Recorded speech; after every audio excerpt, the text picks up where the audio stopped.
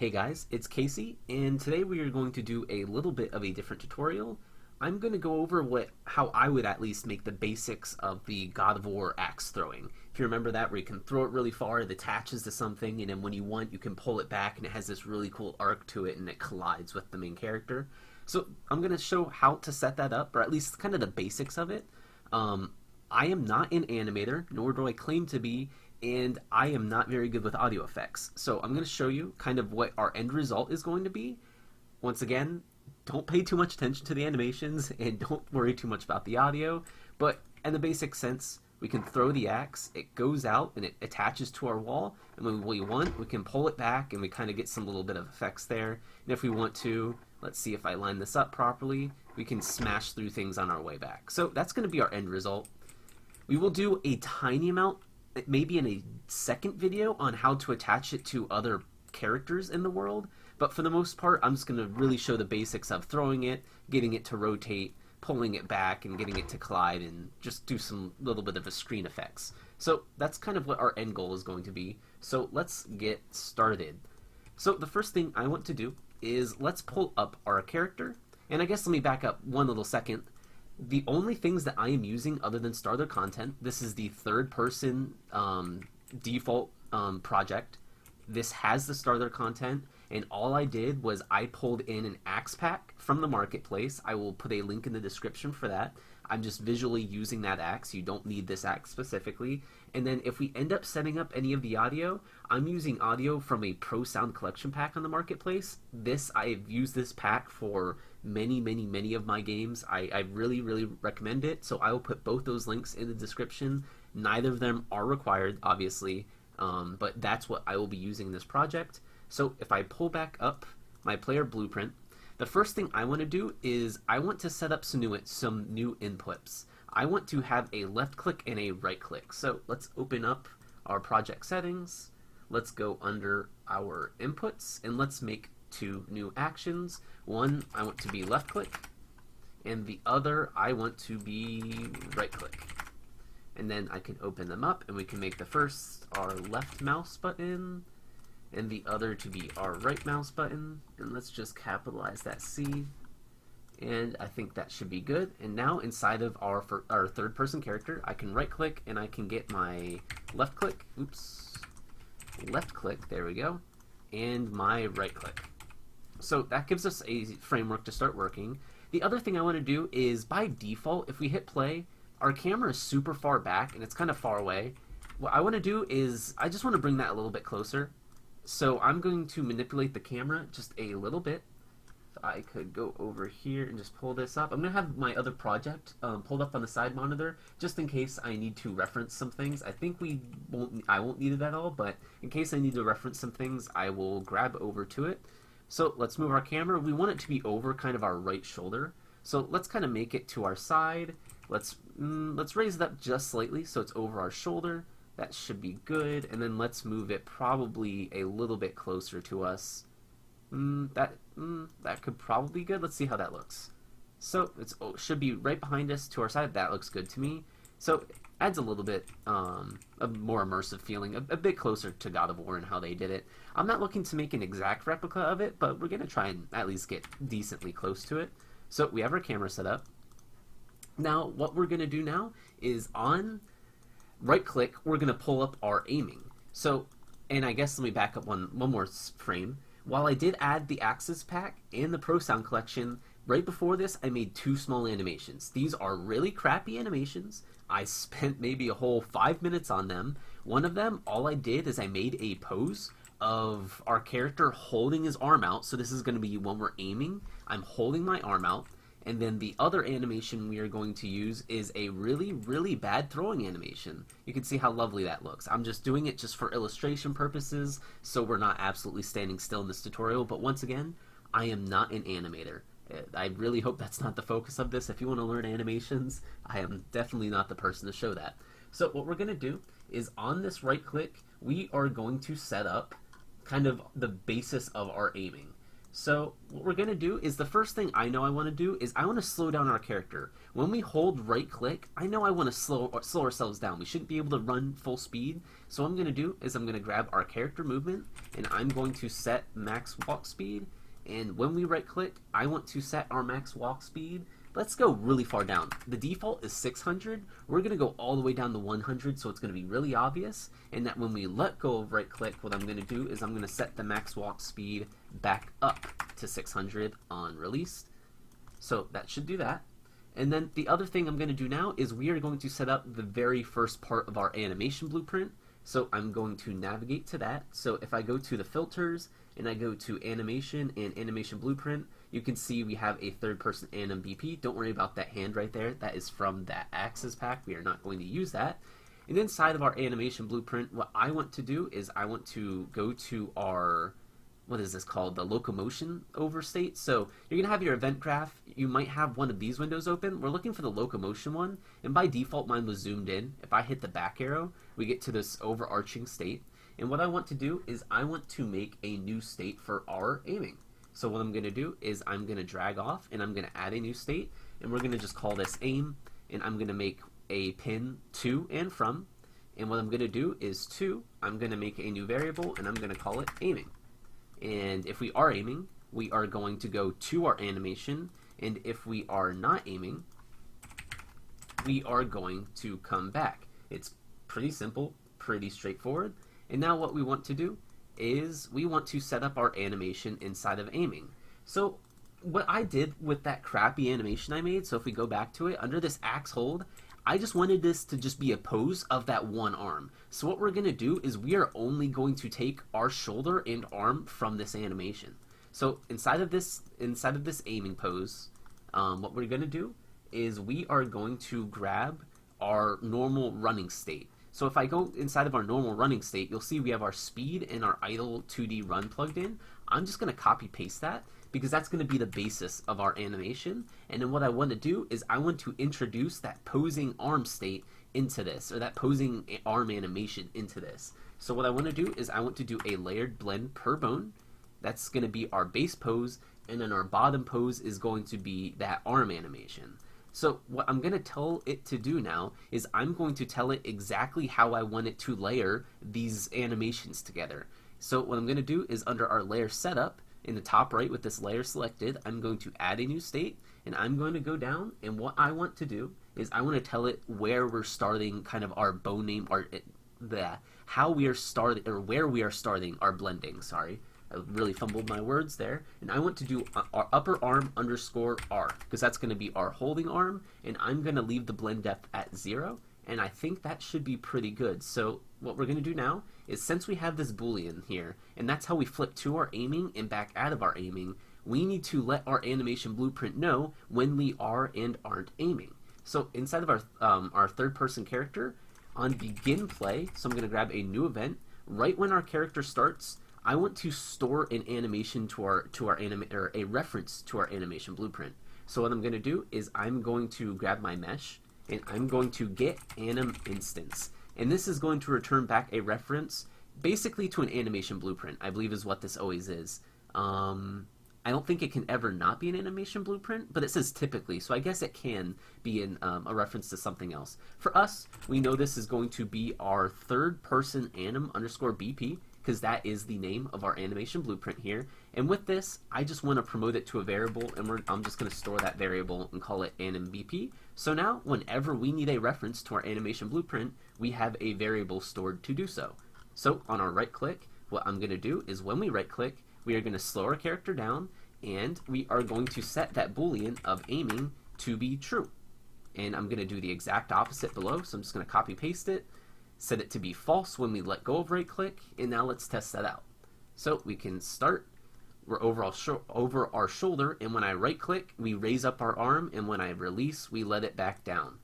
So that looks okay to me. If we wanted to, we could change the blend speeds on this inside of our blueprint. We could make it slower, faster. We could change the methods of it. I don't really think we need to, but I guess I could show that real quick if we wanted to. So back inside of our blueprint, how you can do that is on these state transfers here. If we wanted to, we could go up here and we could set this to be like 0.75. So it's going to take 0.75 seconds to go up, and that we could change its method to be like exponential out. Like it, honestly, this just is just something that maybe you just fool around with to figure out. And let's just make the return state 0.75 also. So it's going to take 0.75 seconds for it to go back and forth. You can see how we go really fast, but then we kind of release it really slow. It's just whatever. I'm not very good with animations. I'm kind of okay with working in the animation blueprint, but I'm really not the person to learn that from. What I really want this to be a focus on is the math and how we interact with kind of the axe. So with that, what I want to do now is I want to kind of pull up, and let's spawn our axe actually. So when we hit play, we were just holding air. Let's hold our axe. So what I want to do is I want to spawn our axe. And I want our axe to be a separate actor. The reason being is I want this axe to be able to behave on its own. I don't want it to be reliant on our third-person character. I want it to be able to store its own logic and to be able to do its own thing if it needs to. So what we're going to end up doing is at the beginning of the game, or at the beginning of our actor on begin play, we are going to spawn actor from class. And I know personally I have an axe. I have several axes from that pack. Personally, I just know it's going to be axe 04. That's just kind of what I know. With your own axe, you will be spawning it. And if your axe is just a static mesh, what I would do is I would create a blueprint from that static mesh, and then you have your axe inside of a blueprint, and then it will be an actor instead of just being a blueprint. And then I don't really care where we spawn this because we're going to snap it to our hand. So I'm just going to get our actor transform just for the sake of feeding it transform. I want to always spawn it. I don't want it to sometimes not spawn because of collision. And now what I want to do is I want to open up my axe holding animation. Or actually before that, I want to open up my skeleton. And with the skeleton, in the top right, I want to feed it a specific asset. I want our skeleton to be posed. So what I'm going to do is I'm going to give it a reference pose, or is that what I want? Use specific animation, that's what I want. And then I want to just plug in my axe hold. So now what we have is we have that axe holding animation, but I have access to our skeleton. So with that, I want to go to my right hand, and I want to add a new socket to it. I don't really care what it's called. We could rename this to be our axe holding socket. I'm fine with it being hand_r socket. And then with this socket made, what I want to do is I want to add a preview asset, and I want to search for my axe 04. And now what I can do is I can, inside of this view, reposition this socket so that we're holding the axe properly. So this is just going to take a little bit of viewing, so let's do that. How about we make the axe kind of match our hand a little bit? I'd say that looks pretty good. Let's make it, or actually, here, I'm gonna change to be from our world rotation to our object rotation by pressing this button here, and then I just want to spin it in place. How does that look? Does that look good? Let's see here. I'd say that looks okay. So what we're going to do is we might edit this in a second. I think this looks okay from here. How about we actually spin that a little bit more? So I'm just going to spin that just a little bit more that way. I kind of like that. That looks like we're holding an axe. Once again, I am not an animator. I'm not too worried about it clipping through our hand a little bit. It's okay. For a final game, you would definitely want to touch this up more, but for this tutorial, I really don't want to spend hours trying to get these little details perfect. I will leave that up to you. So now, with that done, what we can do is we can now use this socket that we just made. So we have hand_r socket. I'm just going to double click into it and copy paste its name. And what I can do is I can go back inside of our character, and when we spawn our axe, what I want to do is I want to attach it to a component, or to actor. I believe we want component. So what I want to do is we're going to attach our axe, and actually before we attach, I'm going to store our axe as a variable. It's always a good idea to do that. So I'm storing the reference of our axe as a variable, and if you don't understand what I'm doing with these actor references here, I really recommend, I made a video, a 3-part video on what I believe the 3 most important concepts for beginners to master in blueprints, and I go over it a lot. So I really recommend going back and watching that if you're not really sure what I'm doing with these actor references here. With this, like this An and BP reference and this axe reference, I really recommend, if you don't understand that, we're basically storing a reference to our specific axe so that later we can manipulate our axe. So what we want to do is we want to attach our axe to a component, and what component do we want it to be attached to? Well, we want it to be our mesh, But not only do we want it to be our mesh, we want it to be, or actually, yeah, we want it to be the socket we just created of our mesh. And I know, because I copy pasted the name, it's hand_r socket. So now what we want to do is we want to change a few of these rules, and we want it to just snap right into our hands. We don't want it to keep its position in any way. We want it to just snap on into that socket. And now I think we are good to go to spawn our axe. So at the beginning of the game, we're spawning our axe and we're snapping it into our hand socket that we just created. So why is that giving me an error? BP_motion controller. Can I delete that out? One sec. Let's see, BP_motion controller. Can I just delete this? I'd really appreciate that. That's annoying. What is, I think this might be from the axe tutorial or something. I don't know what this is. Where is your error? I apologize for this. I'm just going to delete out whatever this is. I don't know why this motion controller is giving me an issue. Now, does it compile? Okay, I think that should be good now. Can I hit play without that giving me an error? I apologize, but whoa. I apologize about that. That is really annoying. So there I saw an issue. What was happening is that our axe was colliding with us. So when I hit play, our axe is being really touchy. I don't like that. So what I want to do is I actually want to change the collision of my axe. So I'm going to navigate to it real quick. So it's going to be, my axe is going to be, let's see. I'm just going to navigate to it through our actor. In this axe right here, I'm going to hit that browse button. It'll browse to the axe for me. So inside of my axe, what I want to do is I want to change its collision because it is behaving rather wildly. So what we're going to do is we are going to change our collision a bit. So under collision presets, I'm going to change this to be custom. I want to change my axe to be a pawn. That's just for my purposes. I think I know later on I would like it to be of the class pawn. If you have other reasons of doing so or you don't think that's a good idea, feel free. Once again, this is just kind of personal preference what I'm doing here. But I know what I want is I want our axe to ignore most things, except I don't want it to ignore world static, world dynamic, and if we want to do some destructibles later, we can have it affect that. But I don't want our axe to really interact with too much. But with setting up the collision, if we wanted to later, it's so easy to come back and be like, oh, we did want visibility collision. It's just coming back and just clicking a button. So that's not too big of a deal. So let's see, does our axe snap properly now? Yes, it is, but it's also...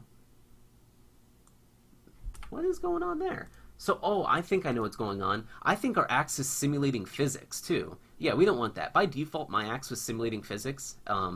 By default, that hopefully shouldn't be on for your actor, but if it is, go ahead and set the simulate physics to be false, and now we should be good. So now we can hold the axe, we can move around with it, we can snap it up and down. That looks pretty good to me. So we have the framework of getting ready to throw our axe. And you can see here, when I hold right click, we slow down. When I let go, we speed up. So that looks pretty good. So let's move on to the next step. So let's go back inside of our character blueprint and let's start doing some math, some scary math. So what I want to do is when we right click, I want to know when we are and when we aren't kind of in this aiming state. So how we know when we are and aren't in this aiming state, we're actually just going to use this boolean from our animation blueprint. We're just going to reference to it when we want to, and I think I'm okay with that. Let's see, something else I want to do actually before we move on is let's zoom in a little bit. So what I want to do is I'm going to create a timeline real quick, and with this timeline, I want to zoom. We're just going to call this zoom. We're just going to focus our FOV in and out. I think that's what God of War does. When you right click, it kind of slows you down, it pulls up the axe, and it goes in a little bit. So what we want to do is we want to play our zoom when we right click, and when we let go of our right click, we're just going to reverse it from its current state. We just want play and we want reverse. And on update, I want to set field of view of our camera. That looks good to me. So on update, we're setting the FOV, and what are we setting the FOV to? Well, let's go inside of our zoom, and let's make our zoom, let's make it like 0.5 seconds. And we're going to add a float track, and we're going to call this zoom F. I'm just going to call it that. You can call it whatever you would like. And at 0 seconds, I want our field of view to be 90, because that's the default field of view, is 90. And what I want is at 0.5 seconds, which is the end of our, at the end of our zoom, because we have our length here, I want to set the FOV down to something like 70. Once again, if you want the FOV to be more zoomed in, let's scale that. You can set this endpoint to be closer in, you can make it further out, you can make this a different duration if you wanted it to be over a second. You can do that, but now we can plug in that zoom F. So when we start playing this, it's going to go from 90 to 70, and we're using that float to set our field of view during that time, and it's going to be over a course of 0.5 seconds. And when we let go of right click, it's going to undo our zoom over a 0.5 second duration. Or if you notice, if I like just kind of twitch it a little bit, you'll see how it reverses from its current state, and that's how we did the play in the reverse, and we didn't do play from start or play from end. We're just playing and reversing from our current location. So when we right click, we pull up the axe and we zoom in a bit. I kind of like that. So now I think we can get into some math. I think now we're actually good to get into some math. So what we want to do now is on left click, we want to start throwing our axe. So what I want to do is off of this left click node, I want to check to see, are we currently aiming? Because if we left click and we're not currently aiming, I don't want to throw our axe. So we're going to make a branch, and off of our anim blueprint reference, we are going to get out its aiming. Just as we're setting the aiming here in our anim blueprint, we want to get it back out. And if we are aiming, we want to start throwing our axe. So if we are aiming, if it is true, I want to make a new variable inside of my animation blueprint, and I want to call that throwing. Sure, that makes sense to me. So let's go into our animation blueprint, and we're going to create a variable called throwing. The reason why I'm making these variables inside of my animation blueprint is because I want these variables to drive my animations. If we wanted to, we could store variables inside of our animation blueprint and inside of our player, but I'm kind of okay with just grabbing it from our animation blueprint. I don't think that's too much of a sin at all. So what we want to do is, while we are aiming, we want to create a new state, and we want to create a state for throwing. So off of aiming, I'm going to make a new state, and we are going to call this throw. And we're going to go forth, and we are going to go back, and to throw, we just want to check, should we be throwing? And if we should be throwing, we're going to go into our throwing state, and inside of our throwing state, as I said before, I made a really crappy throwing animation. We want to put that inside of the throw. But once again, all I want from my throwing animation, if you can see that in the bottom right, I just want the arm. So I'm just going to steal what I did before inside of the axe holding, inside of our aiming, and I'm going to put that inside of our throwing. So that's going to be our layered blend per bone. And I know I want the same bone settings, and I just want to drop in my axe throw. And I'm just going to set my axe throw not to be looping, because just in case, it should never loop, but just in case, I don't want it to loop in case we stick around for too long. And I want to go back, so we are going to our throwing state if we're already in aiming, and if we set throwing, I want to go back to our aiming state when there's almost no time remaining with our animation. So if I type time remaining, you see we get this time remaining axe throw. We can do ratio, and let's get our axe throw, and this is going to be the time remaining as a ratio, I believe. So if we set this to be like less than or equal to like 0.01, I believe that should work. If we need to, we can change that to be different, but I believe that should work. But I do see an issue in that when we start throwing and we finish throwing, or it goes to this kind of this end transition back state, if we're not careful, it could trigger back to be throwing. So what I actually want to do is I'm going to make one more variable, and this is where I say I'm not the best with animation blueprints. I can work with them just fine, but I'm not sure the best tricks for it. So if you need to, don't necessarily learn too much from me with this animation blueprint, but I do believe I'm okay with working inside of it. So I want to create one more variable, and I want to be kind of a state that we kind of trigger right after we start throwing, and it's going to kind of be our safety valve. So when we left click and we're aiming, we want to set inside of our animation blueprint a state for throwing, and we want to set that to be true. And then what I want to do right after we start throwing, just barely after, so 0.2 is fine for me, I want to set a new variable, and we're going to call it waiting. So I'm going to make a new variable, and I'm going to call it waiting inside of our third person blueprint. I'm going to save compile, and after this 0.2 second delay, I want to set that waiting to be true. And what I'm going to do with this waiting variable is inside of our blueprint, we're only going to transition to our throwing state if our throwing is true and our waiting is not true. So we will only transition from our aiming state to our throwing state if we are throwing and we're not waiting. So that's kind of my safety valve of not going to throwing and back to aiming, kind of in a weird way. And I think we might use this variable again for some other things, but for me, I like that. So this is kind of our way of saying we just threw and now we're in this state of waiting. So I'm okay with that. I like it. And now what we're going to do is we are going to say, what do we do when we are throwing? So what I'm going to use is I'm going to use event tick. So now we're going to start setting the location of our axe over time. So what we're going to do is on tick, we are going to check if we should be throwing, basically. So what we're going to do is on tick, we're going to check, are we currently in air? And I believe I might actually be getting slightly ahead of myself. I think I do need to back up real quick, but first we're going to get in air. And this is coming from our animation blueprint once again. Or actually, no. That is not the right variable. We want to create our own variable here. This is going to be our way of checking, is the axe in air? And I'm going to create it, and I'm going to call it in air. So let's hook that up. But now we need to know, when are we in air? This is just a check to see, hey, is our axe currently flying through the air? So we just created it. Now we need to have a setting for it. So what I'm going to do is we are going to create a new, actually, I'm kind of fumbling over because I kind of forgot how I did this in the first place. What I want to do is I want to set up one of our animations. So if you think about this, when we left click, we set our throw to be true. And what our throw to true does is it triggers our axe throw animation. How do I know exactly when the axe leaves our hands? Well, we can create an event off of our axe throwing animation. So I've already made it previously, but you can see here, I said right in this moment, you see here? So right here, when we're in this state, that's when I want the axe to leave our hands. If I wanted to, I could make it earlier, and I could say right here, the axe leaves our hands, but our animation continues and we follow through.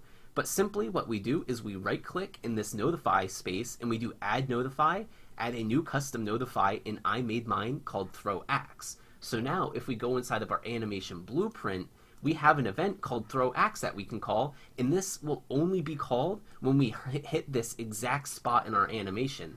And we're going to use this event to say back to our player when we are actually throwing. So let's go inside of our blueprint. I want to go to the event graph, and now if I right click and I search for throw, you can see I have this event, anim notify throw axe. Awesome. So we now, when we hit that exact spot in our animation, we can throw our axe. So what I want to do is I actually want to go back inside of our third person character, and I want to create a new event, and I'm going to call it throw. And now I want to be able to call this event inside of our third person character to know when we're throwing from our anim blueprint. So what I want to do is off of this try get pawn owner, I want to cast that to our third person character, and with this I can then call our throw. Awesome. So once again, in our animation, or in our animation blueprint, when we left click, we set our state to be throwing, and inside this throwing, we play our throw animation, and inside of our throw animation, we made a notify that will call an event when we want the axe to leave our hands, and we can call that event in our event graph, and then from our event graph, we're calling back to our third person character and saying, hey, we hit that part that we want to start throwing our axe. So now, back in our character, we can start doing things when we're ready to throw. Whew, that's a little bit of a tongue twister there. So what I want to do here is I want to create a few more variables. So what I first want to do is I want to know when we actually have the axe in our hands. So later on we're going to use this, but I want to create a variable, and then I'm going to call this has axe, because I might want to know later on whether or not we actually are holding the axe. So when we start throwing, I'm going to set this has axe to be false.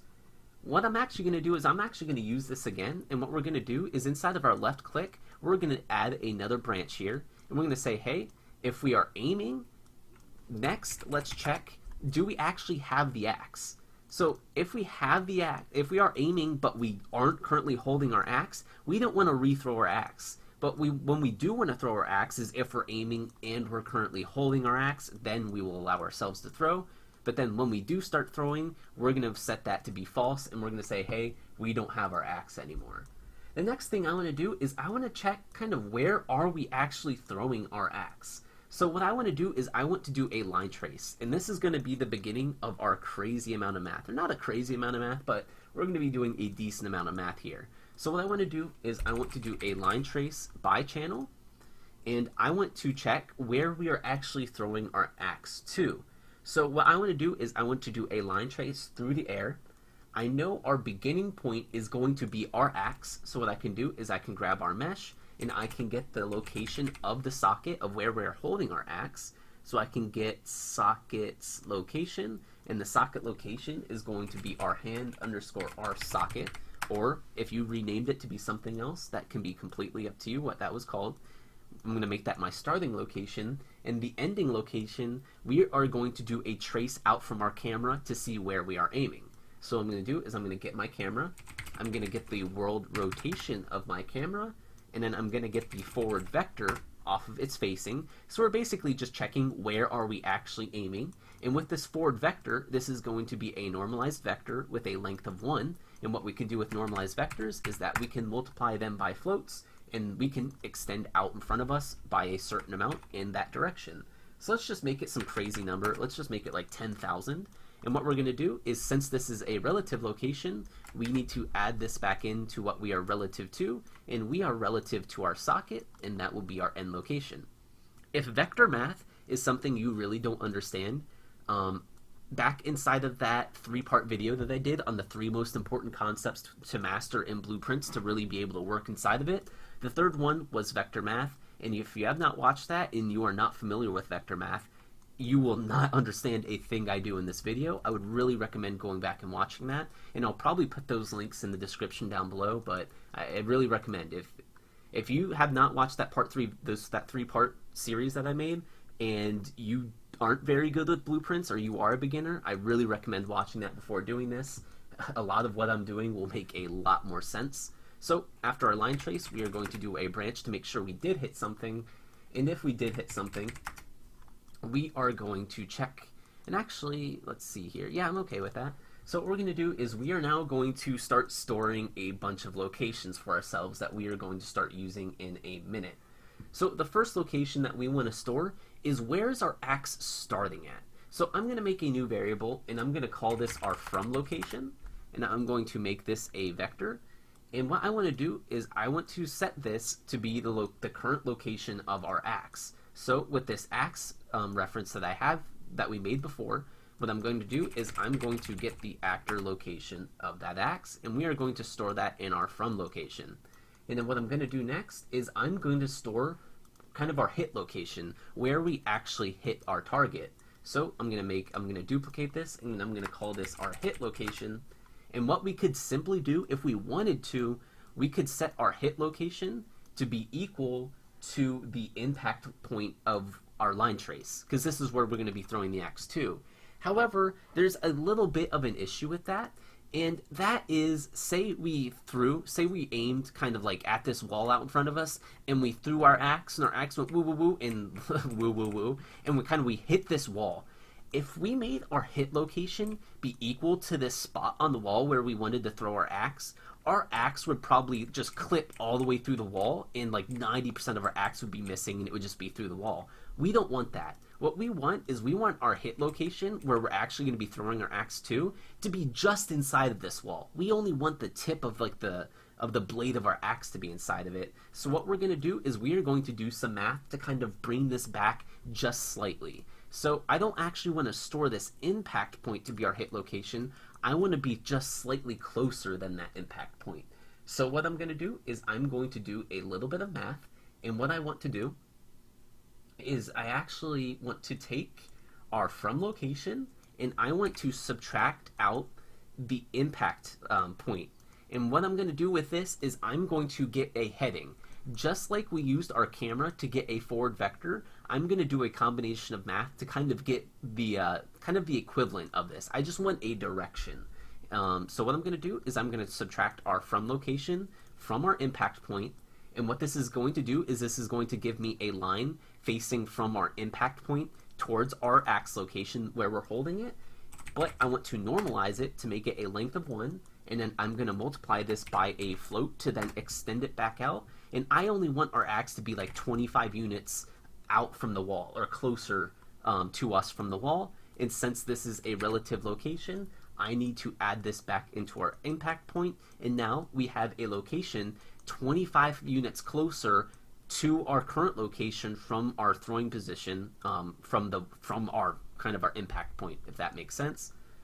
So what the subtraction did is it gave us a line facing from our wall towards our axe. We normalized it, we times it by 25 to make it 25 units long, and we added it back into our impact point to be 25 units away from our wall, and that's going to be our hit location, or the location that we're aiming to.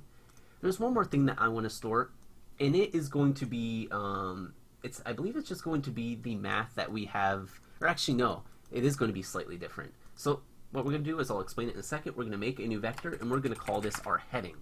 And what we want to do is we want to store the, this is once again going to be kind of another location thing.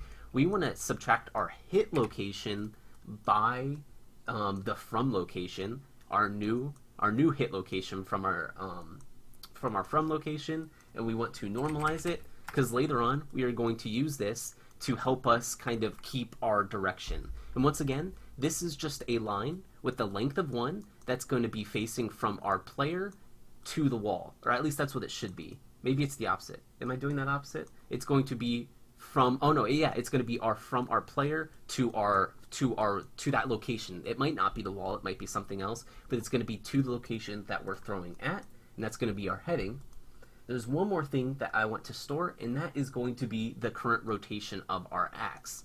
So what we're going to do is I'm going to copy paste this axe node, and I'm going to get its actor's rotation, and I'm going to store this rotation inside of a variable, and we're just going to call this, I'm just going to call it rotation. We're not going to be working with any other rotators, so I'm fine with just calling it rotation or rot, whatever you want to call that. Whew, it's a lot of talking. I might need a drink. One sec. And the next thing that I want to store is I want to store part of our rotation, but I want to know how our axe should be rotated while we are throwing at our target. So what I actually want to do is I want to find the look at rotation. So I'm going to type find look at rotation, and what I can do is I can feed it where our axe currently is and where our target is, and that will tell me like the rotation of our axe if it was to point perfectly straight at our target. So what I want to do is I want to get the actor location of our axe. I'm going to put that in the start, and I want our target to be our hit location. So take our hit location, put that in the target, and now we have a rotation of our axe facing our target, and we know exactly how our axe should be pointed. But I only want a part of this rotation. I only want its yaw, or the Z, because I want my axe to be pointing at it, but I want to be able to change its roll or its pitch as I need to while we're throwing it through the air. So I'm just going to promote this Z to a variable, and I'm just going to call it Z. I'm fine with that. So we can put that. And then the last thing that we want to do is we want to say that our axe is in air. So right here on tick, we're going to start throwing once we are technically in air, and after we do all the storing of the variables, now we are comfortable with saying, yeah, we're in air now. We've stored what we need to store, and that the last thing that I want to do afterwards is we need to detach the axe. If you remember, on begin play, we were attaching the axe to our hand. Now we need to detach our axe. So I can get our axe, and I can do detach from actor, and what I want to do is I want it to keep all of its world positions. So wherever it was in the world when we detach it in our hands, I just want it to stay where it was, and I want it to detach. So now what we can do is we can go over to tick, and we can start kind of throwing our axe. Whew, it's a lot of talking. So what we're going to do is off of tick, if our axe is in air, we want to start throwing it. So what we want to do is we want to see, or actually let's just start setting its location. Let's set up the basics of the throwing. So what we want to do is we want to get our axe, and we want to set its location. So we want to set actor rotation. Actually, we want to set actor location and rotation. We not only do want our axe to be moving from our throwing spot to our ending point, we also want it to be rotating over and over its head. So if we are in air, we want to be setting our location and our rotation of our axe. I apologize for my cat. 1 second.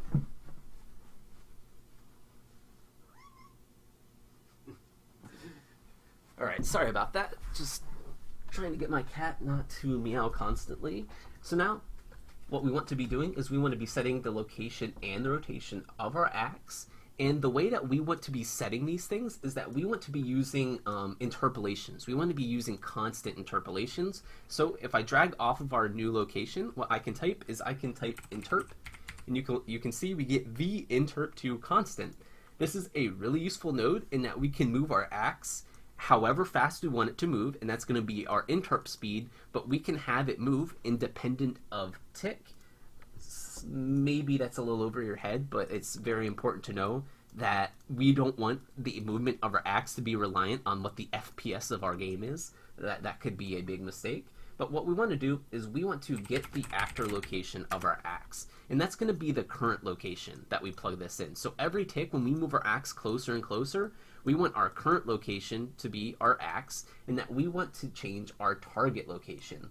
Simply, if we really wanted to, we could make our target location our hit location. I'm fine with that. So we move from our player to our target, and what we're going to do is we're going to promote this speed to be a variable, and I'm going to call this our axe speed. I know from a little bit of testing when I previously set this up, I kind of liked 1500 as my axe speed. Once again, if you want to, you can make this slower, faster. I recommend you trying this out for yourself, and then in the end, modify some of these values so that you can get it to look and behave exactly how you want it to look. So let's actually try this out. Our rotation of our axe, we're not setting it yet, but let's test out the throwing part of our axe. I believe we're good to test this right now. So we can right click to pull up our axe, and then while we're aiming, if we hit left click, nothing is happening. So why is that? Let's check. Did we hit, let's see here. Did we ever hit in air? No, we did not. So let's see here. Did that come back false? We're tracing for visibility, tracing complex. Let's see here. What was our issue? Let's do a debug line. Or actually, it looks like we never actually ran our throw event. So let's see. I'm going to stop our game, and inside of this, I'm going to add a breakpoint here on this code, and I'm going to see why, or if we are actually hitting this event. Sorry, a little bit of debugging, so we're not doing that. So we're not even getting to there. So let's go back inside of our code, and let's see if we're even getting to this throwing part. So let's go here. Let's add a breakpoint, and let's see if we are set up properly. So we can right click. So we're not even getting to that event. So let's see what's wrong with our code. Let's see. Oh, we didn't set the default value of our has axe to be true. Our game didn't even know in the beginning that we had our axe. That was the problem there. So I can delete those breakpoints that I made just real quick. Some very quick debugging for you guys. I hope that's not a big pain in the ass.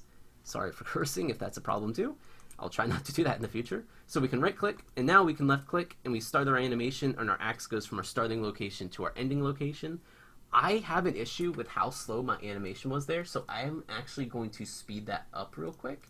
So what we're going to do is we are going to navigate back to our animation blueprint, or at least I'm going to do this. You probably don't need to do this with your animation, but what I want to do is I want to set the play rate of my axe throw to be 2. I just want that to be faster. That was a painfully slow animation. So let me try that one more time. So I can right click, I can left click, and there you go. My axe goes from where I am to the wall. Perfect. So now what we're going to do is we're going to set up the rotation of our axe. We basically want our axe to rotate head over head while it's flying at our target. So what we want to do is we want to manipulate this rotation node. So what we want to do is we want to just be manipulating the Y of our axe. So what we're going to do is we are going to get the rotation of our axe. You remember all we did is we stored the Z rotation of our axe, or actually we stored the entire rotation of our axe before. So that's what we're going to start with. We're going to start with the rotation of our axe. What we want to do is we want to break our rotation, because what we really want to do is we want to manipulate the Y, but what we want to do is we want to maintain the Z that we stored prior. Remember, that Z is going to be the yaw of our axe if it was to perfectly face at our target. So what we want to do is we want to make a rotation. So let's do make rotator, But what we want to do is we want to keep our z. We always want our z to be constant. But what I want to do is I want to manipulate the pitch of our axe. And I know that I want to manipulate the pitch of my axe by 10 units, but I need it to be negative 10 units so that it goes head over head and then it spins forward. If I just did a positive 10, it would spin backwards and that would look kind of awkward. But once again, we want to use an interpolation node. So off of this, I can type interp and we get a rotation interp2 constant. And that what we can do is we can plug that into our rotator. And what we want is we want to get the delta seconds and plug that into delta time. And I know that I want my interp speed. We're going to call this, we're going to promote this to a variable, and we're going to call this our rotation speed. And I know from practice, I want this to be 640. So I want it to spin, I believe this will make it spin twice over its head every second. So I like that. And our current, we actually need to change our inputs here. Our current is going to be our current rotation, and our target is going to be the math that we just did. But there's actually one thing that we want to do first before we set the rotation here, and is that I want to update this this rotation here. So what I'm actually going to do is right before we update the actor location rotation, I want to set our rotation to be this new variable, and that I want to store the result of all that math we did, and I want that to be our rotation. That just makes a very clean way of, we can basically get our current rotation, we can do all the math, we can store the math, and then we can use that math to update our rotation, and then the next tick through, we can just get back where our ending point was there. So I like that.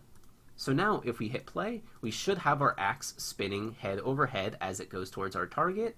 Yep, but you can see there, when we actually get to our location, it just keeps spinning. So what we need to do is we need to let our axe know when we've actually gotten to our target.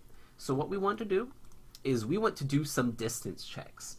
So what we're going to do is we are going to do a branch right after is in air. So what we're going to do is we're going to say, hey, on tick, are we in air? If we are in air, we want to see how close we are to our target. So what I'm going to do is I'm going to get some distances. And what distances do we want?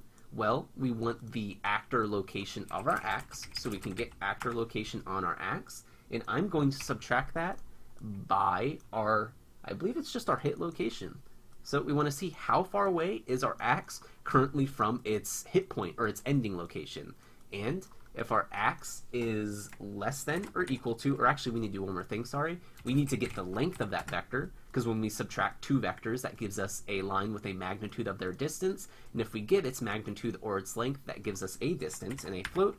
We want to check, is that distance less than or equal to, and now this is going to be a little interesting.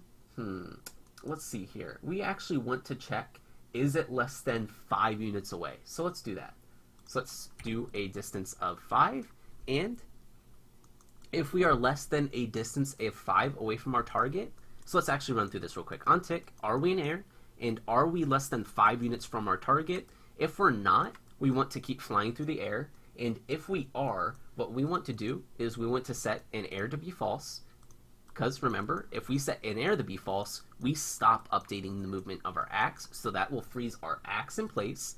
And that what we also want to do is, I know we want to set our throwing to be false inside of our animation blueprint. We could do this in multiple places, setting this throwing to be false. I kind of like doing it here.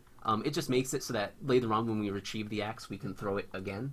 So I'm good with that. So now what happens is that once our axe is within 5 units of our target location, we're going to stop our axe by spinning. And how do we stop our axe by spinning? By setting it's in air to be false. Or we're going to stop it from moving and spinning by setting that to be false. So now we can hit play, and our axe disappears. Why is that? Well, the issue is that our axe, the rotation, we're kind of being random. If I were to do this again, and I were to like back up to a slightly different distance, our axe should be rotated in a completely random way when it's in the wall. Yeah, you can see how it's just kind of random. What we need to do is we need to influence our axe to be rotated exactly how we want it to be when it collides with that wall. So we need to do some magician math, or we need to kind of fake a little bit of the math with our axe.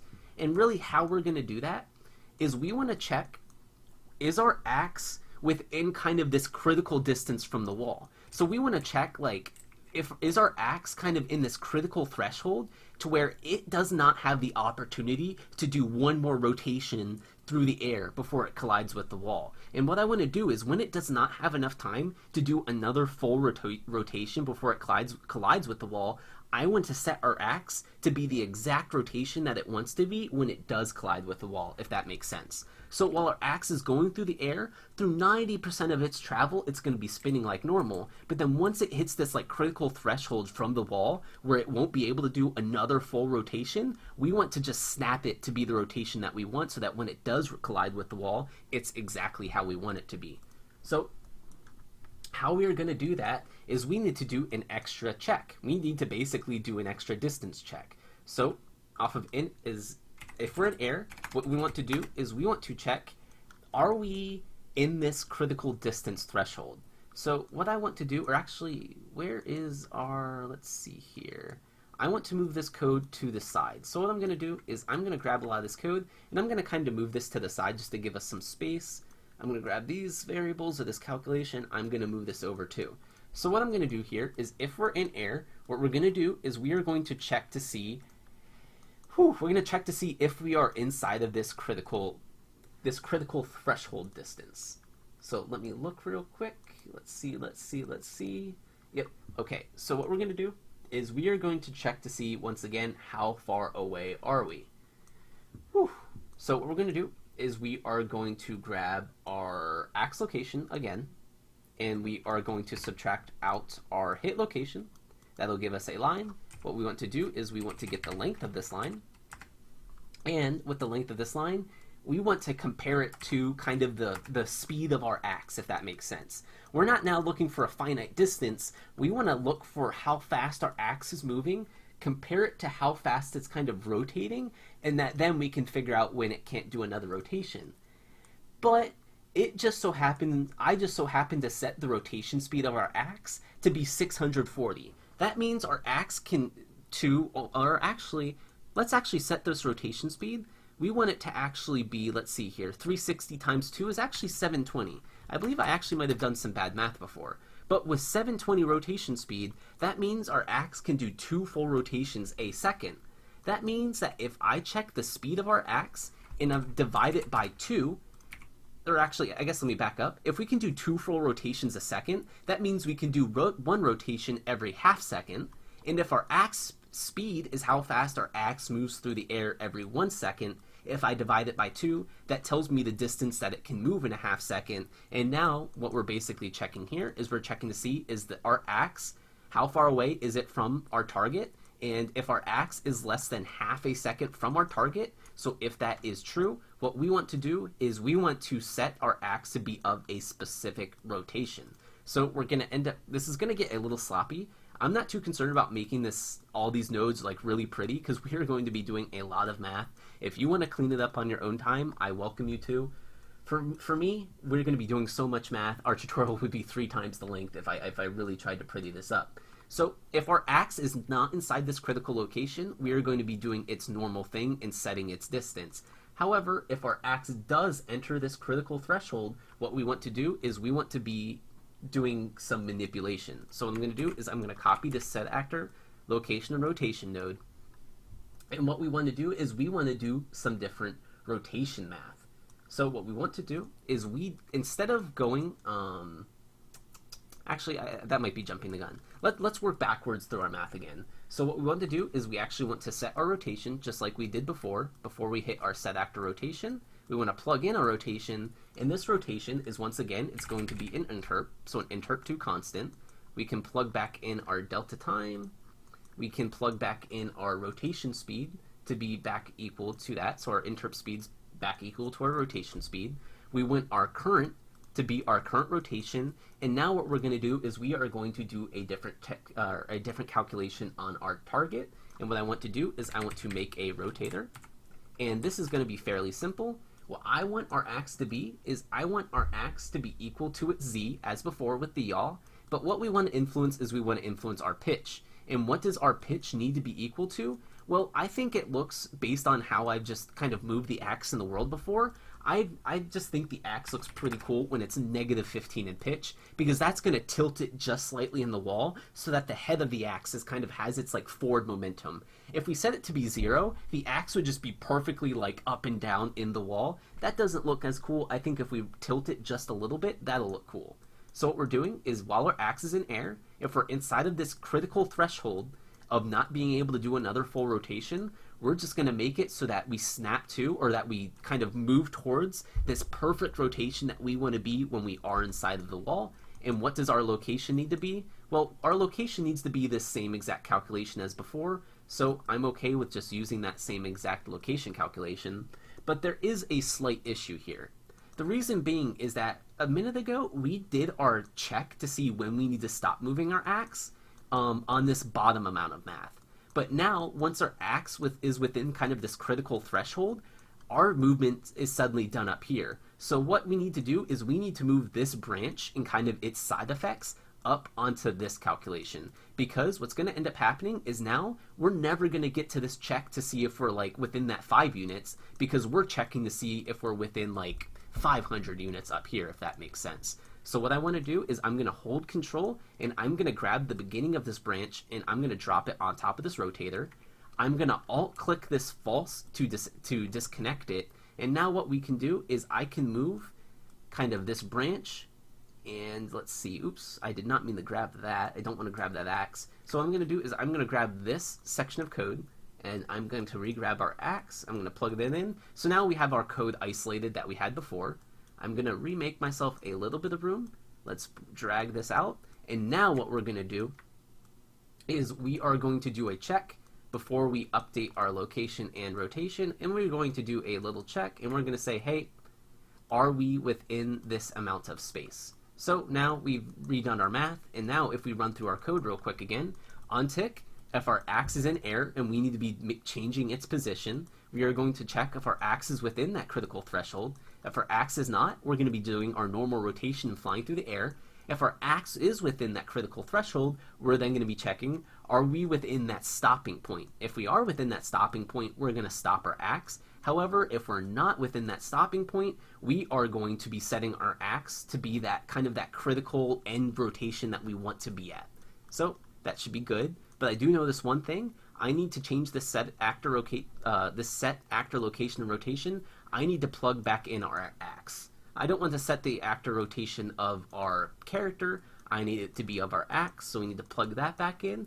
And now I believe we are good to go to test this out. So what we're looking for is, while our axe is moving through the air, it will be rotating normally, but once it gets close enough to the wall, it should stop rotating, or it should try and snap its rotation to what we want it to be, and it should stop inside of the wall, and it should look nice and pretty. So let's see, did it work? Yep, that looks nice and pretty to me. So once again, our axe is not necessarily fully inside of the wall. Our axe is slightly closer than the wall by that, I think it was like 25 units that we did the math on.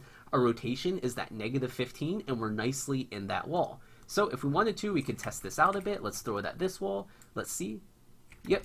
And you can see how it can be hard to notice our axe kind of fabricating its rotation, because a lot of the times it's going to be rotating just like normal, and it'll snug up nicely with the wall. Once in a while, we might be able to get kind of an angle to where, yeah, do you see on that angle when we were at this distance, our axe kind of maybe 0.3 seconds before it got to the wall, it stopped rotating and it kind of just moved into the wall.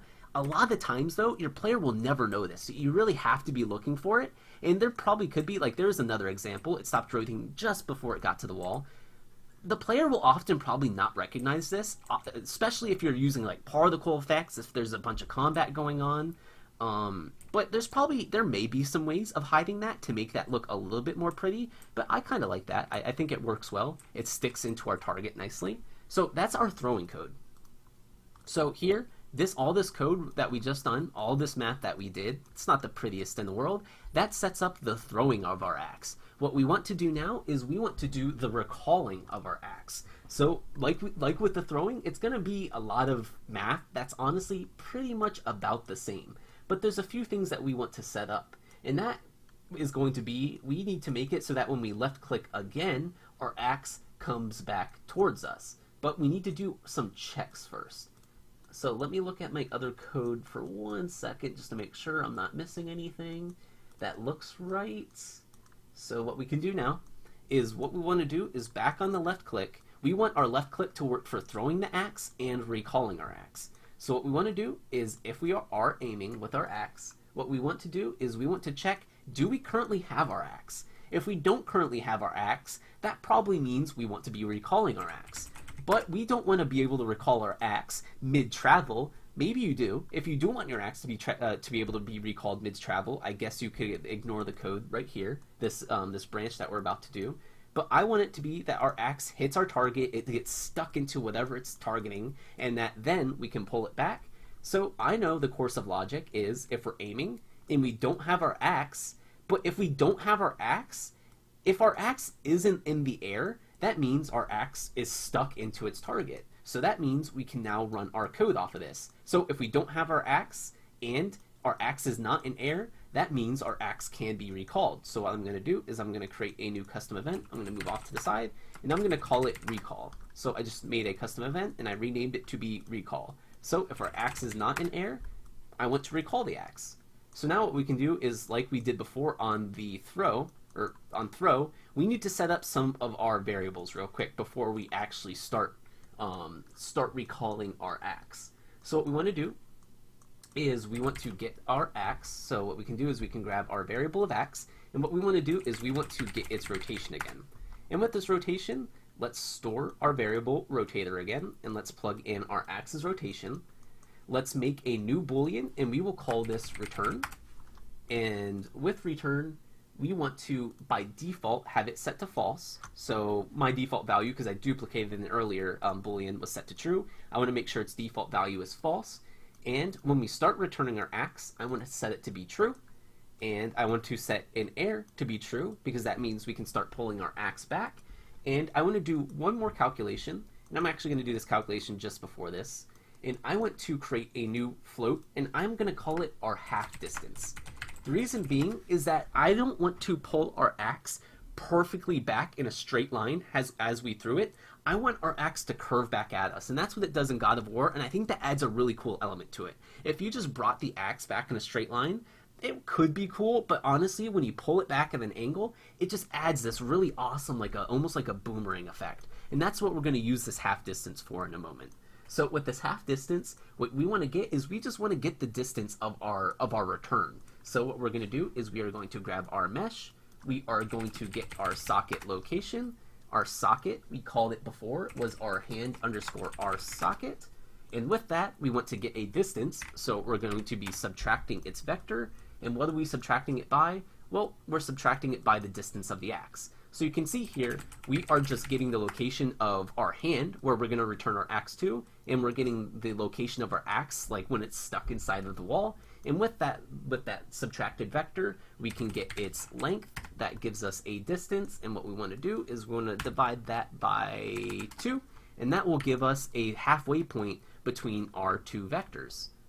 So it not necessarily gives us a halfway point between our two vectors, it gives us the distance that is halfway between our vectors. I think that's very important to make a distinction between. So what we can do now is, I think we are good to start returning our axe. Because remember, our axe starts moving, or we start setting the location of our axe on tick when in air is true. If in air is true, that means we need to be setting the position of our axe. And you can see here that we set our axe in air to be true, but we also made this new boolean of return. So what we're going to do is off of event tick, after we check to see if it is in air, what we now want to do is we also want to check, are we returning our axe? And what I'm actually going to do is I'm going to move this math a little bit out of the way. It's slightly annoying. I'm just going to move it down slightly. Once again, I'm not too worried about how pretty this is. I hope you're able to follow along just fine. Organizing, it does take time, and I really don't want to bog down the tutorial with me organizing.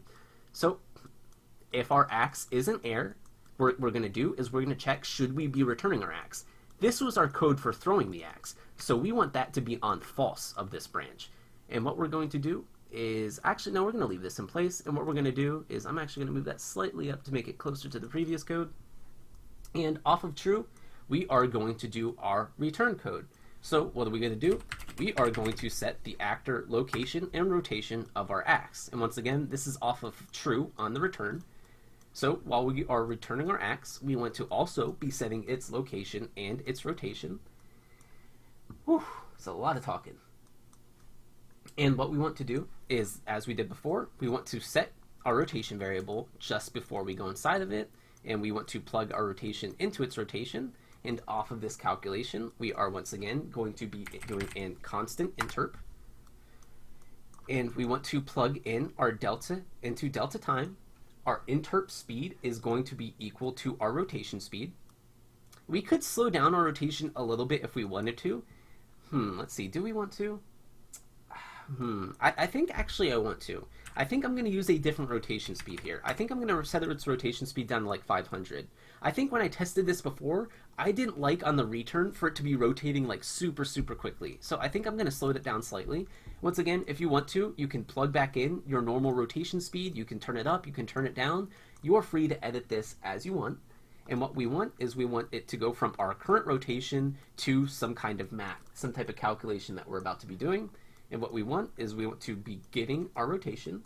We want to be breaking our rotation. This is going to be very similar math to what we were doing before. But this time what we're going to do is we are going to add into it. And I'm going to add 10 into it. Because remember, before when we subtracted 10, that made it go forward spinning. Now we want it to spin backwards. So I'm going to add 10 into it. And I'm going to make a rotator. And that's going to be our Y. And once again, our Z is going to be RZ, because on return, I believe, let's see, do we need to set this? Let's see. I think I'm okay.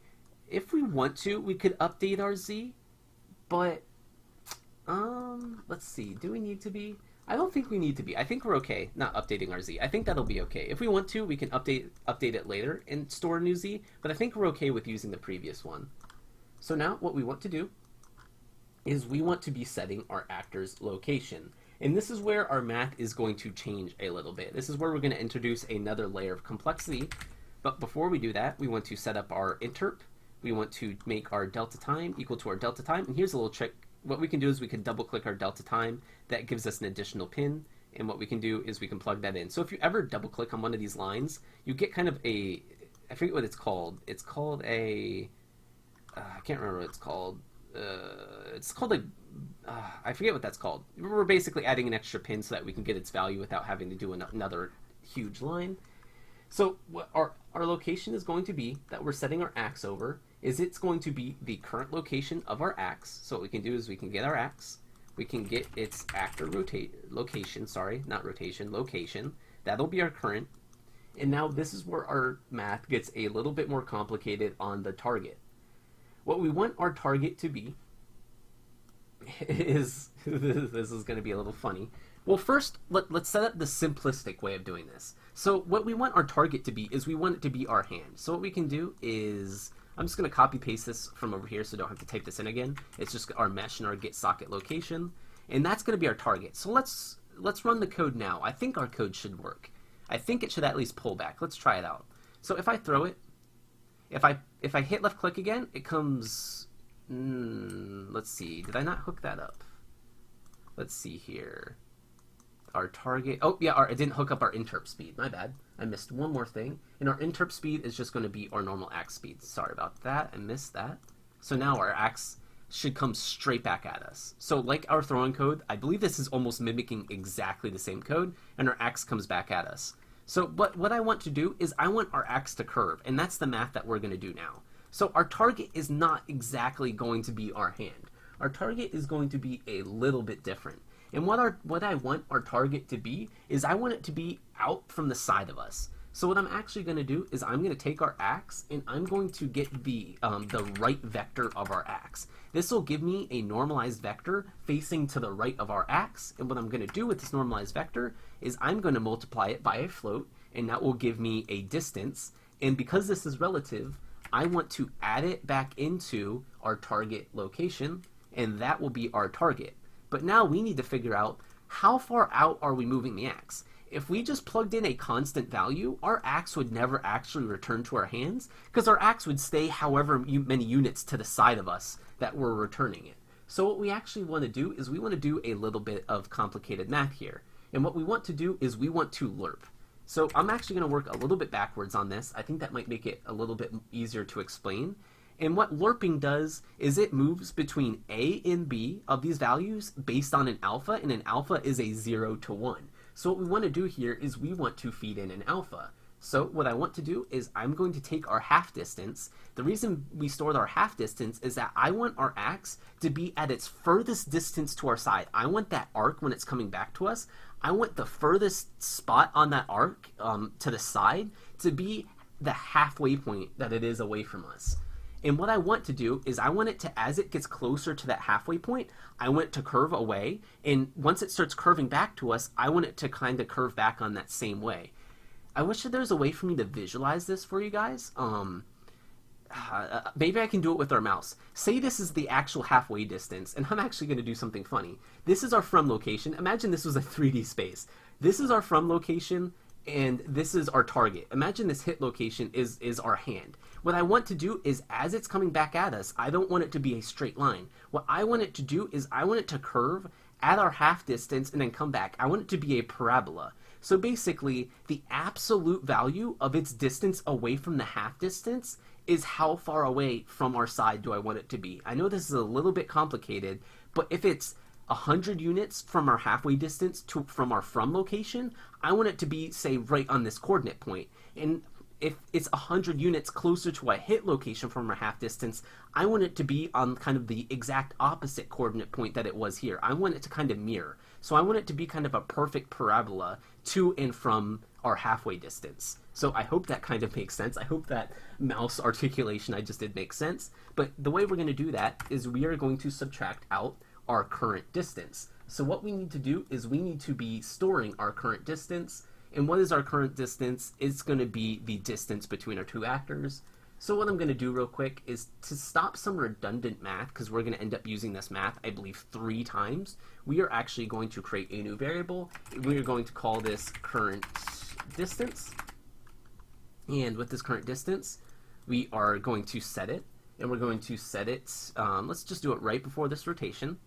And with this current distance, it's just going to be, I believe it's going to be the current location of our ax, and it is going to be the location of our socket. So we can grab that again. And now what we can do is we can subtract the two of them, as we've done like 100 times now. We want to get the length of this vector, and now we will store that as our current distance. The reason why we're storing it is because we're actually going to use this 3 times, and I don't want to do this math 3 times. We can just store it and do the math once. So what we're going to do is we're going to take that distance that we are away. So we're subtracting our half distance from our current distance, and what we want to do is we want to get the absolute value of that, because we want to know either positive or negative, we don't care. We want the absolute distance that we are away from our half distance. And what we want to do is we want to divide this by by our half distance divided by 2. The reason being that we're dividing this absolute value by our half distance by 2 is that, say we're 1,000 units away when we pull our ax.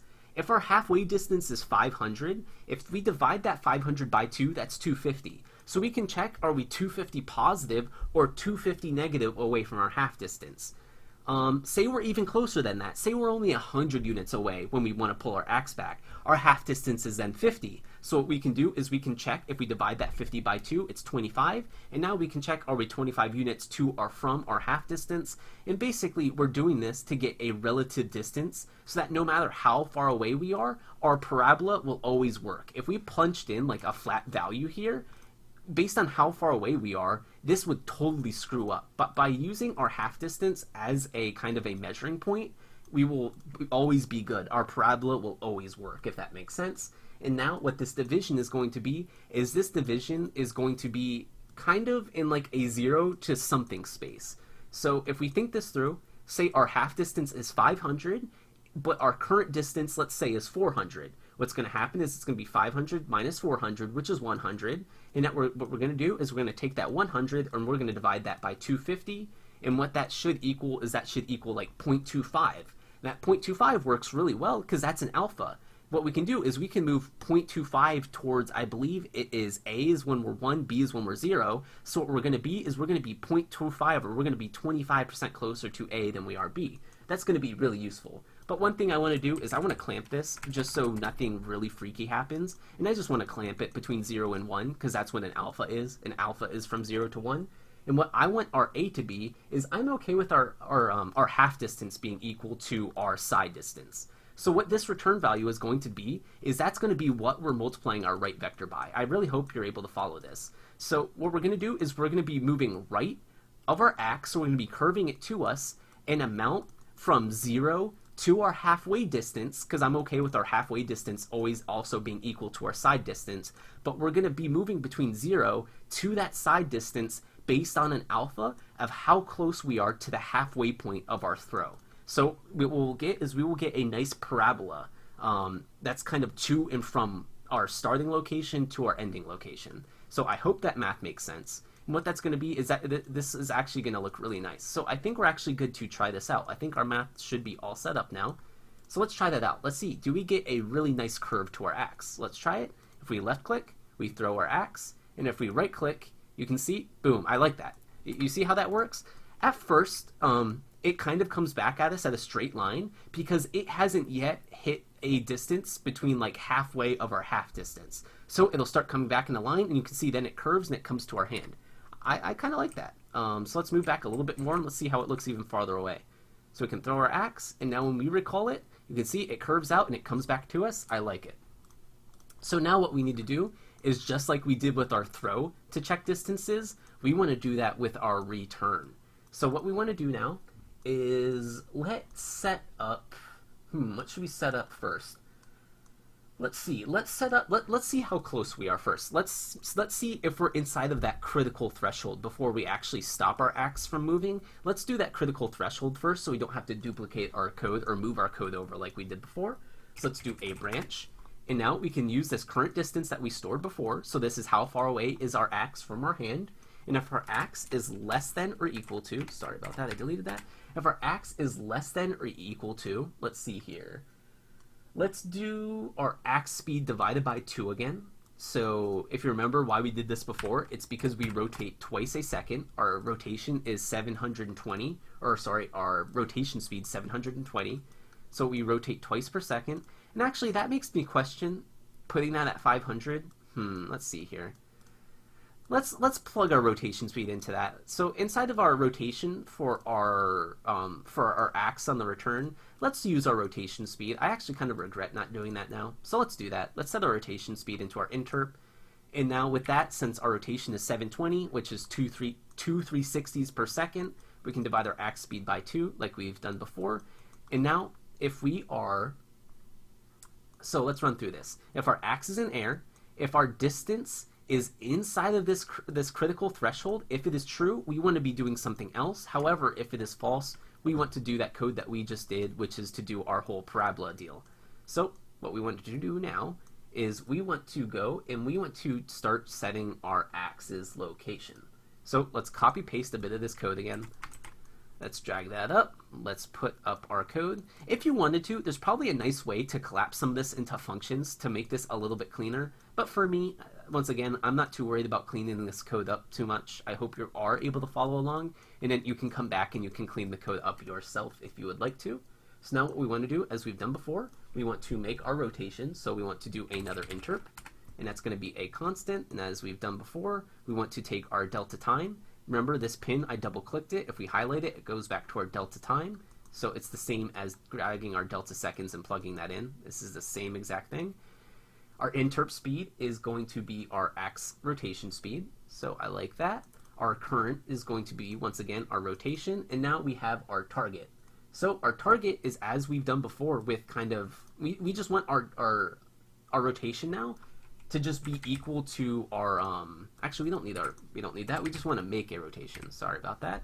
This is going to be kind of that final rotation that we want. This is going to be like that perfect snap back into our hands. We don't want our axe to be tumbling, like, we don't want the blade of our axe to smack our hand. We want the hilt, or I think that's what it's called, I think it's called the hilt of our axe, kind of the holding point to be snapping into our hands. So what is that going to be? That's going to be a perfect 0 on the pitch, and we know we want our z to still be equal to our z, and that's going to be our target. So I like that. And now we want to set up our location. And I believe here, let me look at my math real quick.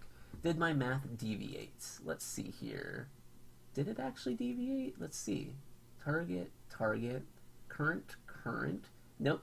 My math seems to look... Oh, yes. No, we do want our math to differ. That's why I was kind of confused for a second.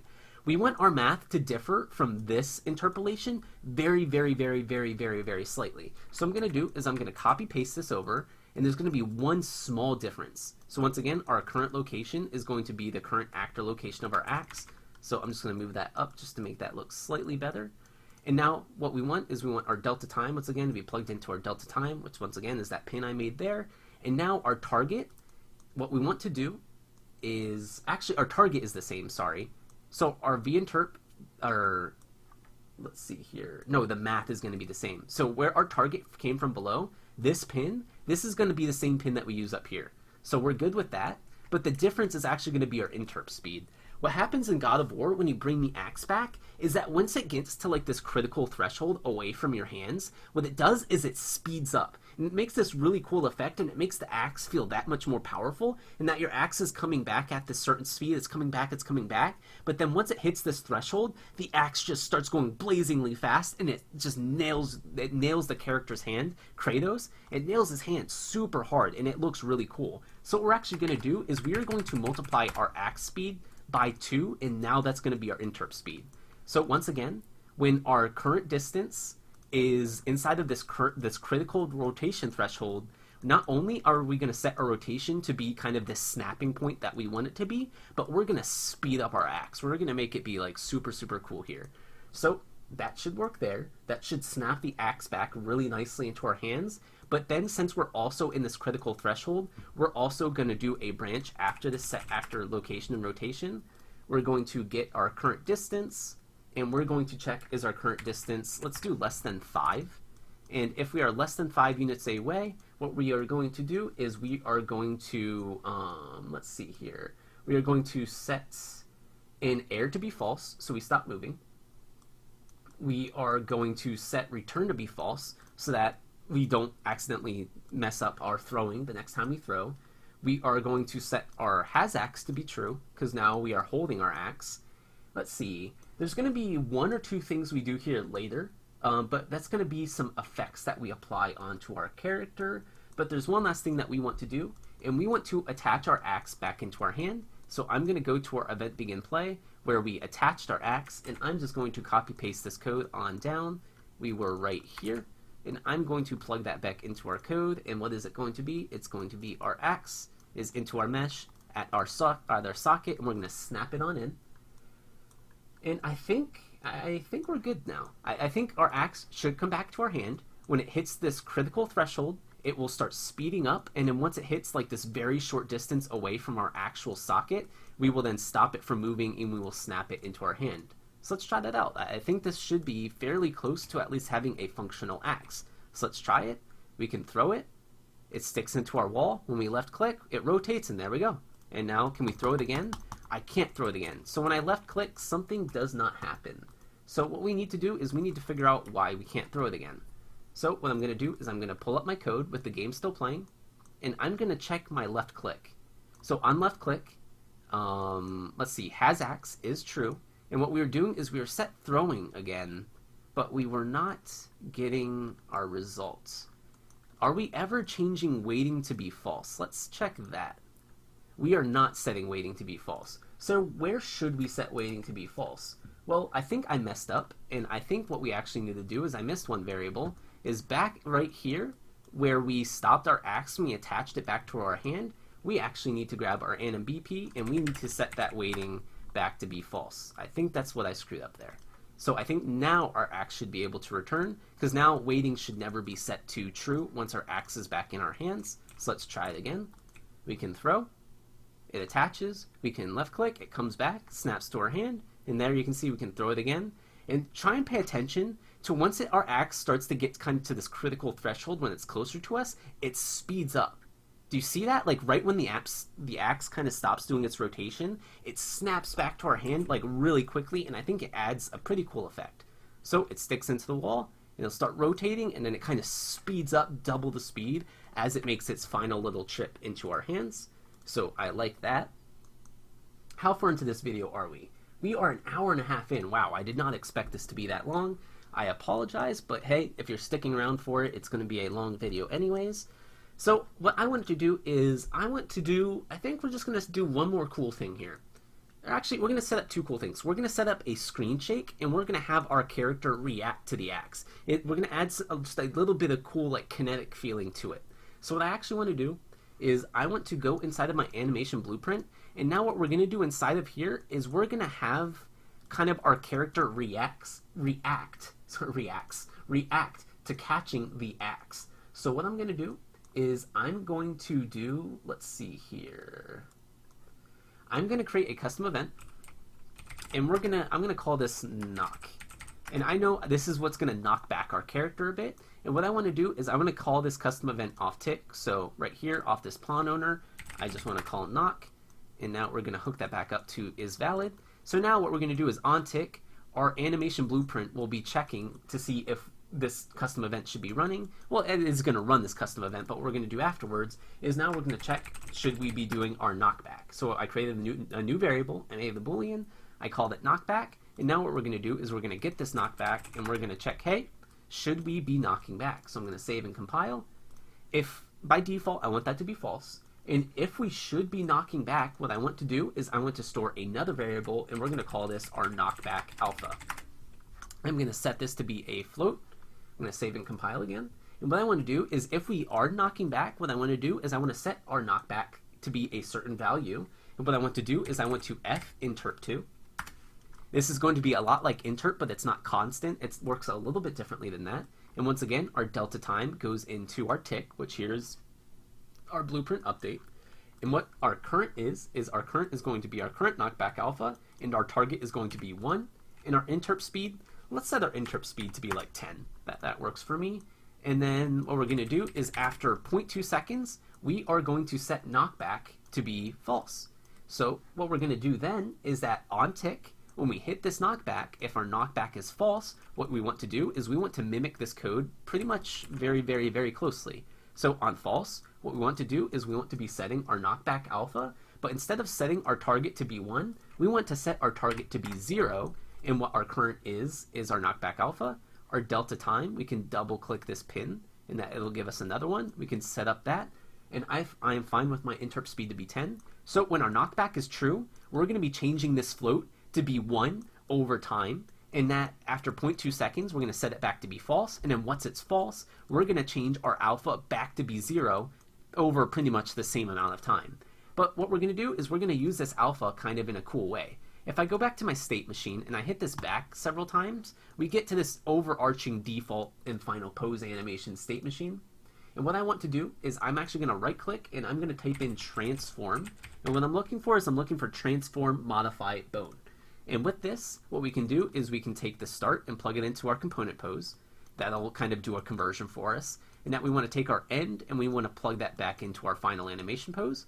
Our alpha is going to be our knockback alpha. And now what I want to do is I want to disable some of these pins. I want to disable translation and I want to disable scale. I just want a rotation pin. So now what I'm going to do is I'm going to set up a rotation. But before I set up a rotation, I'm going to tell it what bone I want it to modify. And the bone that I want it to modify is I want it to modify the upper part of my spine. So I'm going to select spine 3. So what we're going to do is based on our alpha, we're going to change our rotation to be a certain amount. And I know 25 in the Z looks pretty cool. So if I actually compile, if I compile again, why are we getting a warning here? No components selected to modify. Why is it saying that? Oh, that's right. There's one more thing we need to do. And on our rotation, when we select our node, our rotation mode is set to ignore. We want to add to existing. Now if we compile, it should be good.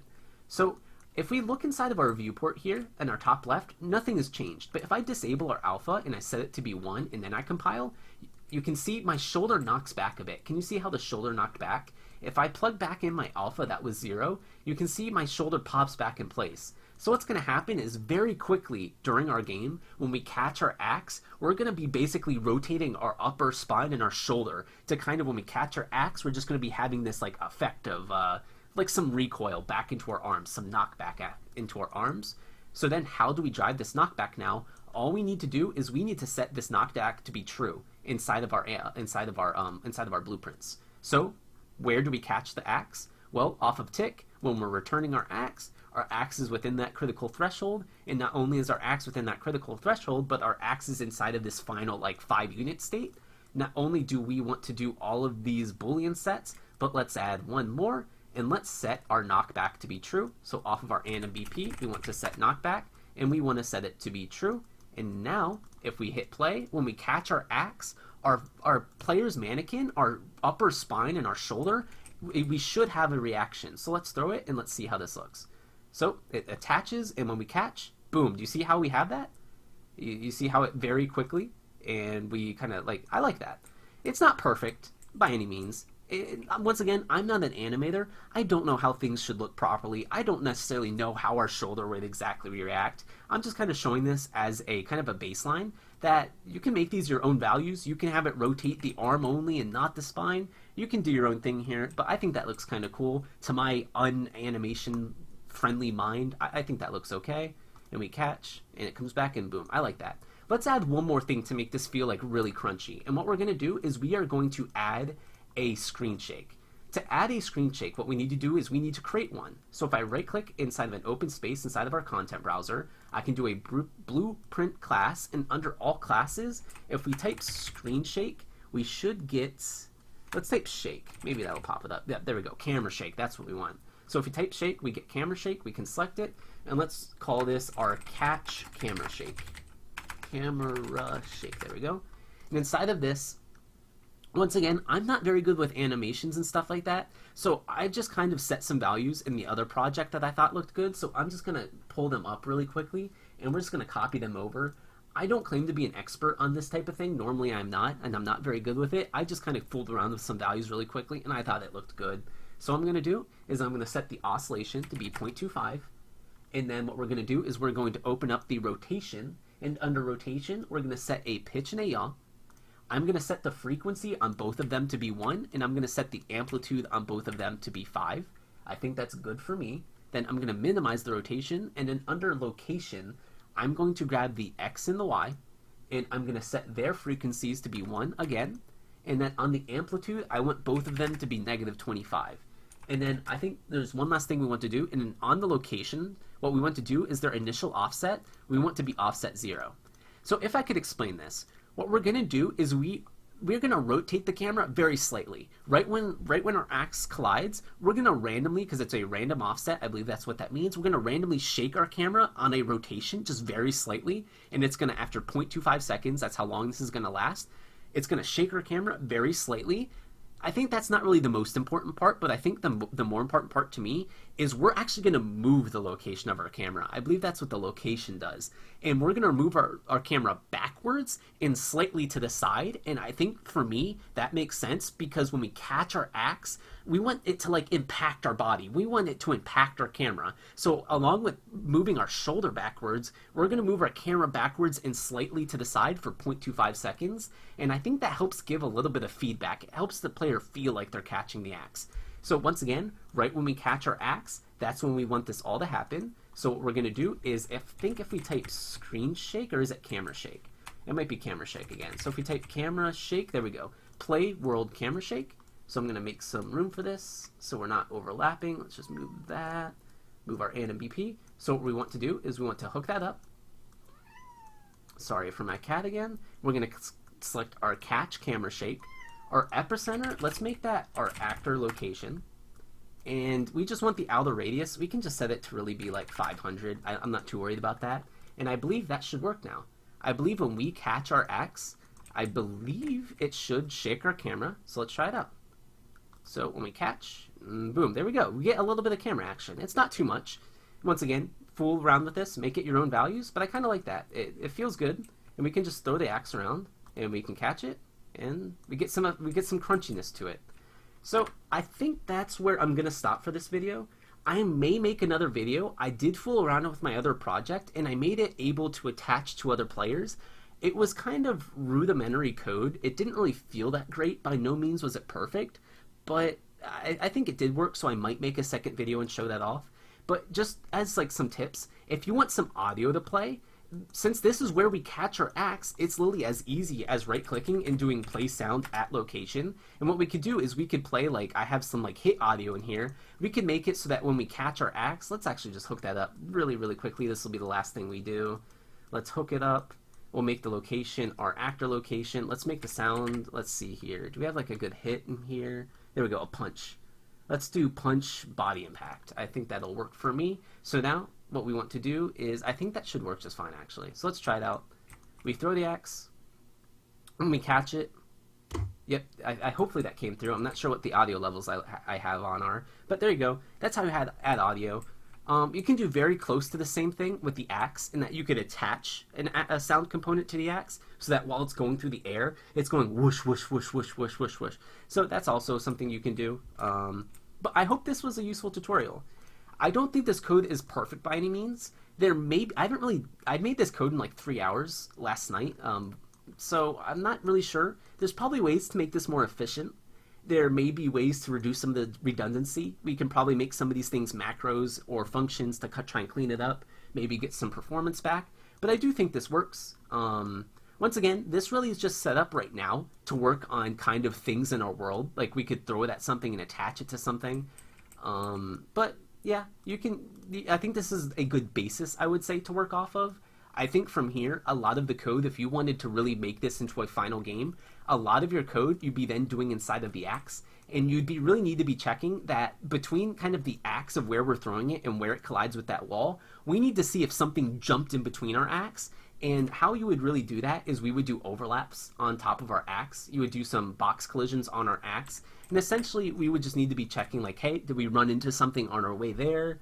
Stuff like that. How you would do damage is you would put an overlap on the tip of the blade so that when the overlap hits an enemy, with that overlap box, you can get that enemy's reference and you can set its health down, or you can make the enemy have some knockback or play some audio. But so yeah, that's it. I may make that second video showing how to attach the axe to characters.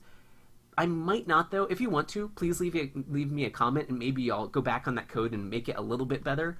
I don't think it's great, but I do think it works. I think you start to get into some heavy gameplay programming when you start getting into kind of the situations of where this might break, aka an enemy jumps in front of it. How do you make it snap to their face and break their face off and do all that type of stuff? But I think this is a good basis. I hope you guys learned something. If you have any requests for me for any other games you would like to see, or any mechanics from other games you would like to see, or maybe just a style of game, please let me know. If there's any critique you have on the tutorial, please let me know. I always love taking some good feedback. So if you guys liked it, please upvote. Please check out my other tutorials, and I will see you guys in another video.